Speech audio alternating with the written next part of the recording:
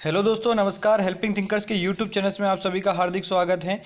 आज इस वीडियो के माध्यम से एमपी पुलिस फिजिकल से जुड़ी हुई सारी जो डाउट्स हैं बच्चों के, उसके क्लियर करने वाला हूं। साथ में ही जो मध्य प्रदेश पुलिस का जो फिजिकल स्टार्ट होने वाला है 9 मई से, तो दोस्तों उसमें कौन कौन से जो डॉक्यूमेंट्स हैं वो ले जाने हैं। बहुत सारे बच्चों के जो कमेंट्स आ रहे हैं कि सर हमारे जो डॉक्यूमेंट्स हैं बहुत बाद में बनाए गए हैं, या जो है पुलिस विभाग के द्वारा उन्होंने कहा है कि फरवरी 2021 से पहले बने होने चाहिए। तो इन सारे जो तमाम जुड़े हुए जो डाउट हैं, उन सारे डाउटों को हम क्लियर करने का प्रयास करेंगे। फिर भी अगर आपका कोई डाउट रह जाता है तो आप मुझे कमेंट बॉक्स में बताना, तो फिर मैं आपसे उन समस्याओं का समाधान करने का प्रयास करूंगा दोस्तों।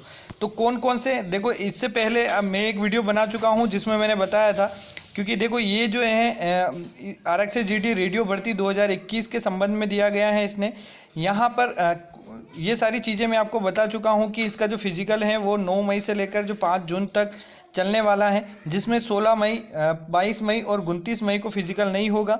ये कुल 6 केंद्रों पर होने वाला है, जिसमें आप यहाँ पर मैंने पूरा बताया था।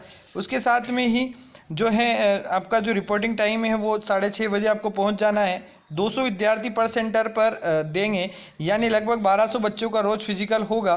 तो ये सारी चीज़ें मैं पहले भी बता चुका हूँ। आज जो इम्पोर्टेंट बात करने वाला हूँ, चूँकि ये देखिए यहाँ पर आयोग ने स्पष्ट कहा है कि ऑनलाइन परीक्षा में सफल उम्मीदवार पीईबी की ऑफिशियल वेबसाइट से अपना सूचना पत्र डाउनलोड करें, मतलब अपना जो फिजिकल एडमिट कार्ड है वो डाउनलोड कर निर्धारित शारीरिक प्रवीणता परीक्षा स्थल पर पहुँचे। जो भी आपका ग्राउंड आया वहाँ पहुँचे। सभी उम्मीदवारों को उनके निर्धारित दिनांक को ही पहुँचना है। उम्मीदवार को अपनी शारीरिक प्रवीणता के लिए जो दिनांक और स्थान बताया गया है वहीं आपको पहुँचना है।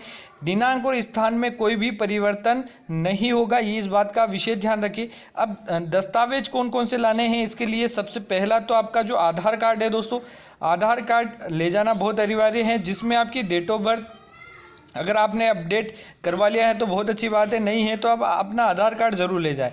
फिर दूसरा है जन्म तिथि के प्रमाण पत्र के रूप में जो है अपना या तो जन्म प्रमाण पत्र है तो वो ले जाना, या फिर सबसे बढ़िया जो चीज़ है वो 10th की मार्कशीट आप लेते जाना। उसमें ज़रूर आपकी जो है डेट ऑफ बर्थ पूरी लिखी होगी। तीसरा जो है शैक्षणिक योग्यता संबंधी प्रमाण पत्र, यानी अगर आपने 8वीं से फॉर्म डाला था तो 8वीं की मार्कशीट, 10वीं से डाला था तो 10वीं की मार्कशीट आपको ले जाना है। फिर चौथा पॉइंट, मध्य प्रदेश रोजगार कार्यालय का जीवित रोजगार पंजीयन आपका होना चाहिए दोस्तों। इन्होंने जब फॉर्म भरवा रहे थे उस समय भी इन्होंने कहा था कि जीवित रोजगार पंजीयन होना चाहिए। तो बहुत सारे बच्चों ने ये गलती कर दी कि जो मृत रोजगार पंजीयन है वो लगवा दिया है। तो देखो अब ये तो क्या है कि जब आयोग ने खुद दिया है तो आप गलतियां करोगे तो ये आपकी गलती है। अब आयोग इसके बाद में जो है पुलिस विभाग आपको लेता है नहीं लेता है, ये तो आप वहाँ जाने के बाद ही पता चलेगा। लेकिन यहाँ पर जीवित रोजगार पंजीयन मांगा है। जिनका रोजगार पंजीयन अनवैलिड हो गया है तो वो अपना रिन्यू करवा ले, अगर रिन्यू नहीं हो रहा है तो नया बनवा लीजिए। इसके बाद भी अगर आपको कुछ प्रकार का डाउट है तो एफिडेविट बनवा लीजिए, और जो भी होगा फिर वहाँ देखेंगे, ठीक है। फिर उसके बाद में अनुसूचित जाति, जनजाति व अन्य पिछड़ा वर्ग से संबंधित उम्मीदवारों के लिए शासन द्वारा निर्धारित प्रारूप में सक्षम अधिकारी द्वारा स्थायी जाति निवास का प्रमाण पत्र जो है जाति प्रमाण पत्र आपको ले जाना है। तो दोस्तों आधार कार्ड, 10th की मार्कशीट, शैक्षणिक योग्यता 8वीं या 10वीं की मार्कशीट, जीवित रोजगार पंजीयन और आपका जाति का प्रमाण पत्र आपको ले जाना है। उसके बाद में दोस्तों जाति के प्रमाण पत्र में भी जारी करने वाले अधिकारी का नाम होना चाहिए, पदनाम, कार्यालय होना चाहिए, तब जाके वो मान्य होगा। फिर अगला जो है ये लगभग जो सभी बच्चों के लिए ये कॉमन था। उसके बाद में अगर कोई नगर सेवी हैं तो वो अगर अभ्यर्थियों को आरक्षण और आयु में छूट चाहिए तो उसका प्रमाण पत्र आपको ले जाना पड़ेगा ओरिजिनल, उसकी फ़ोटोकॉपी भी ले जाइए आप। फिर अगला है भूतपूर्व सैनिकों के मामले में सेना के भूतपूर्व सैनिक हैं तो सेवानिवृत्ति का जो प्रमाण पत्र है वो आपको ले जाना है। फिर उसके बाद में पूर्व से नियोजित उम्मीदवारों को उनको नियोक्ता के द्वारा जारी सेवा में होने वाला प्रमाण पत्र, नियोजक या अनापत्ति प्रमाण पत्र, या को मतलब कहीं कोई जॉब करता हो, चाहे वो गवर्नमेंट हो प्राइवेट हो, वहाँ पर उस विभाग का लिखा हुआ प्रमाण पत्र भी होना चाहिए कि हमें कोई आपत्ति नहीं है, तो अनापत्ति प्रमाण पत्र यहाँ पर चाहिए। फिर उसके बाद में परित्यक्ता महिला के लिए लागू उच्चतम न्यायालय की छूट प्राप्त होने तक महिला उम्मीदवारों को परित्यक्ता होने के प्रमाण पत्र, ये महिलाओं के लिए हैं जिनका जो तलाक वलाक वाला जो केस होता है वो वाला। फिर उसके बाद में इन्होंने लिखा है तलाकशुदा महिलाओं के लिए न्यायालय का प्रमाण पत्र होना चाहिए कि जिन महिलाओं का तलाक हो चुका है तो उनके पास न्यायालय का प्रमाण पत्र होगा तभी उनको लिया जाएगा। फिर उसके बाद में अगला जो पॉइंट है, विधवा महिलाओं के लिए अपनी पति का जो है मृत्यु प्रमाण पत्र होना चाहिए। ठीक है। अगला जो है अनुसूचित जाति जनजाति में पिछड़ा वर्ग कल्याण विभाग की अंतर्जातीय विवाह प्रोत्साहन योजना के अंतर्गत किसी की अगर ये हुआ है तो उसका प्रमाण पत्र ले जाना। विक्रम पुरस्कार प्राप्त अभ्यर्थियों को उच्चतम आयु सीमा में छूट के लिए विक्रम पुरस्कार जो है अवार्ड का जो है प्रमाण पत्र ले जाना है। विवाहित अभ्यर्थियों को उनके बच्चों का प्रमाण पत्र ले जाना बहुत ही आवश्यक। हाँ तो दोस्तों ये बात आप ध्यान रखिए कि विवाहित जो भी विवाहित हैं उनको अपने बच्चों का प्रमाण पत्र ले जाना बहुत ही आवश्यक है। फिर उसके बाद में आरक्षित वर्ग के उम्मीदवारों हेतु मध्य प्रदेश राज्य का मूल निवासी प्रमाण पत्र अर्थात समस्त प्रकार के आरक्षण की पात्रता हेतु, अगर जैसे बहुत सारे बच्चों का कि सर हमारे पास पहले मूल निवासी नहीं था अब बनवा लिया है, तो आप देखिए यहाँ पर समस्त प्रकार के आरक्षण की पात्रता हेतु मध्य प्रदेश राज्य का मूल निवासी प्रमाण पत्र होना आवश्यक है। ठीक है, तो मूल निवासी प्रमाण पत्र अवश्य ले जाएं। उसके बाद में सक्षम प्राधिकारी द्वारा जारी किया गया जिसका EWS प्रमाण पत्र है तो वो ले जाना है।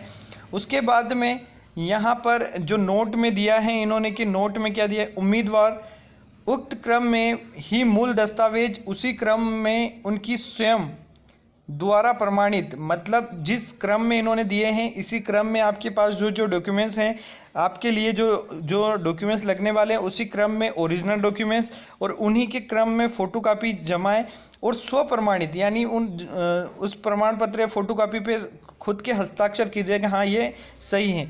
प्राप्त प्रतियाँ लगाकर दस्तावेज परीक्षण अधिकारी के पास उपस्थित हुए। उसके बाद में अप्रमाणित प्रति को मान्य नहीं किया जाएगा, जो प्रमाणित नहीं है स्वप्रमाणित नहीं है तो उसे मान्य नहीं किया जाएगा, तो इस बात का विशेष ध्यान रखें। दूसरा पॉइंट, यदि उम्मीदवार मूल प्रमाण पत्रों के परीक्षण में अयोग्य पाया जाता है या असफल होता है तो उसे किसी नियुक्ति की पात्रता नहीं होगी, भले ही वह ऑनलाइन परीक्षा में सफल हो गया हो। तो आप ये ध्यान रखिए कि आपका जो सबसे बड़ा जो है कि प्रमाण पत्र जो है जितने भी डॉक्यूमेंट्स हैं वो सही होने चाहिए दोस्तों।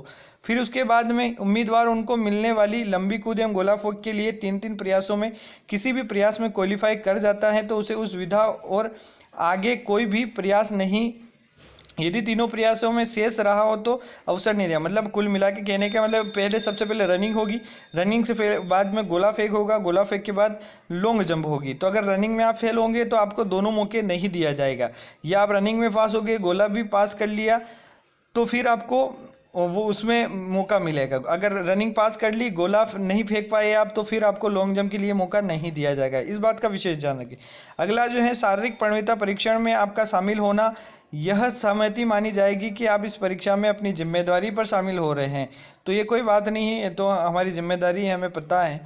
ठीक है, तो ये था दोस्तों महत्वपूर्ण बातें। और एक बात और इम्पोर्टेंट है कि शासन द्वारा नियमों के अंतर्गत अनुसूचित जाति और जनजाति व अन्य पिछड़ा वर्ग के उम्मीदवारों को प्रमाण पत्र प्रस्तुत करने पर आवेदन पत्र में दिए गए पते से परीक्षा केंद्र तक आने जाने का साधारण श्रेणी का किराया जो है वो दिया जाएगा।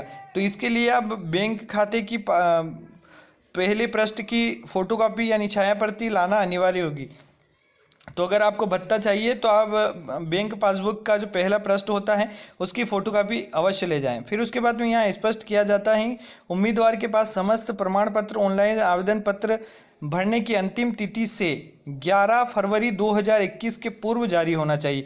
देखो ये खुद पुलिस विभाग कार्यालय आयोग ने अपना स्पष्ट किया है कि जो भी डॉक्यूमेंट्स हैं ऑनलाइन आवेदन पत्र भरने के अंतिम दिनांक 11 फरवरी 2021 के पूर्व जारी होना चाहिए। आवेदन पत्र भरने की अंतिम तिथि के बाद जारी किए गए प्रमाण पत्रों को मान्य नहीं किया जाएगा, तो इस बात का विशेष ध्यान रखें। लेकिन अगर किसी का है तो देखो वो अब आप किस्मत के भरोसे आप, लेकिन आप फिजिकल देने ज़रूर जाना। अब वहाँ पर अगर आपको हो सकता है अगर मौका मिल जाए तो भगवान की मेहरबानी होगी है, लेकिन यहाँ पर आयोग के द्वारा स्पष्ट बात कही गई है। फिर उसके बाद में जो इम्पोर्टेंट बात है कि ये तो खैर मैं बता ही चुका हूँ आपको कि जो 800 मीटर की दौड़ होगी गोला फेंक होगा, इसका एक वीडियो भी अलग से मैंने बनाया हुआ है, वो भी आप वहाँ जाकर देख सकते हैं। और एमपी पुलिस के संबंधित किसी भी प्रकार का अगर डाउट है तो आप मुझे कमेंट बॉक्स में बताएं। बहुत सारे जो डाउट हैं मैंने पहले क्लियर कर रखे हैं, तो आप इस वीडियो के डिस्क्रिप्शन में जाके एमपी पुलिस पर क्लिक करेंगे प्लेलिस्ट पर, तो बहुत सारे वहाँ पर वीडियो पड़े हुए हैं ऑलरेडी पुलिस विभाग से संबंधित, वो सारे डाउट्स आपके क्लियर हो जाएंगे। फिर भी अगर कोई डाउट हो जाता है तो आप मुझे कमेंट बॉक्स में बताएं। शुक्रिया दोस्तों, उम्मीद करता हूँ ये जानकारी पसंद आएगी। पुलिस परीक्षा से संबंधित या किसी अन्य गवर्नमेंट जॉब से संबंधित किसी भी प्रकार के डाउट के लिए या नवीन नोटिफिकेशन के लिए, नवीन जानकारी के लिए आप हमारे चैनल को सब्सक्राइब करके बेल आइकन को प्रेस कर ले ताकि महत्वपूर्ण अपडेट्स आपको मिलते रहे। शुक्रिया दोस्तों, जय हिंद, जय भारत।